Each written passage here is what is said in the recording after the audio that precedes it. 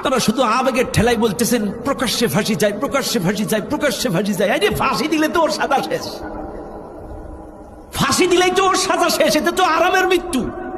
দড়িতে তুলে দিল, তওবা তালকিন করায় দড়িতে তুলে দিল, 1-1.5 মিনিটই শেষ। এটা তো আরামের মৃত্যু।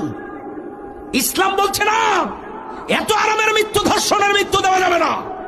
চাইলে এই যে ফাসাদটা সে করলো, তারে জোর করে তুলে নিয়ে আসলো, তার মা একটা জুতা পাইছে না, আর জুতাটা পাই নাই, সন্দেহবশত তার পাশের দরজায় যে ঘাও দিছে, তার মানে তারে জোর করে টেনে হিস্ট্রে নিয়ে গেছে, এদের বলে ফাসাদ। আর কোরআন বলতেছে ধর্ষণের শাস্তি, ফাসাদের শাস্তি এত সহজ ভাবে দিলে চলবে না। সূরাতুল মায়েদা, ইন্নামা জাযাউল লাযীনা ইউহারিবুনাল্লাহা ওয়া রাসূলাহু ওয়া ইয়াসআউনা ফিল আরদি ফাসাদান আন ইউকাত্তালু আও ইউসাল্লাবু আও তুকাত্তাআ আইদিহিম ওয়া আরজুলুহুম মিন খিলাফিন আও ইউনফাউ মিনাল আরদ।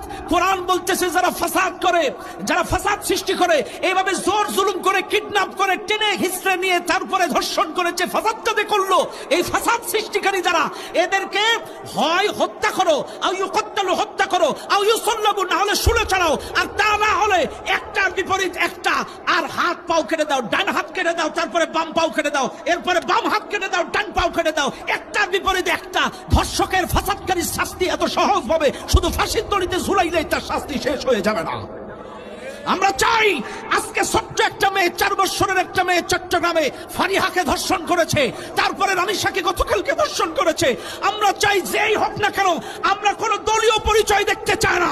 ধর্ষণকারী যেই দলের হোক, যেই ধর্মের হোক, আল্লাহর বিধান অনুযায়ী এই ফাসাদকারীদেরকে একটা হাতের বিপরীত আরেকটা পাও কেটে দাও, একটা হাতের বিপরীত আরেকটা পাও কেটে দাও, একে শুনে চালানো হোক। একে এত সহজে মৃত্যু দিলে বাংলাদেশ থেকে ধর্ষণ বিদায় নেবে না।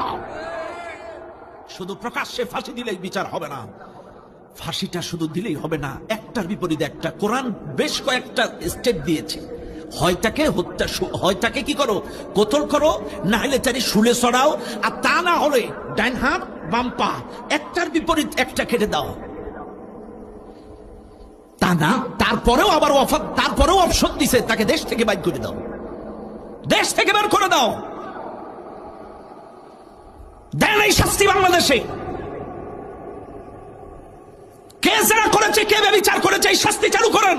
যে মানুষের তৈরি করা আইন থাকার ফলে ধর্ষিতা কবরে যায় আর ধর্ষক বেঁচে থাকে, এই আইনের মুখে আমি থুতু নিক্ষেপ করি। দেশ স্বাধীন হওয়ার পরে আজ পর্যন্ত একটা ধর্ষণের বিচার কি আল্লাহর কোরআন দিয়ে হয়েছে? কথা বলেন না কেন? যদি এই দেশে আদালতে বিচার শুরু হয় আল্লাহর কোরআন দিয়ে, পার্লামেন্ট যদি চলে আল্লাহর কোরআন দিয়ে, আপনাদের কি মনে হয় এই দেশে অপরাধ থাকবে? জোরে বলেন, থাকবে? ধর্ষণের শাস্তি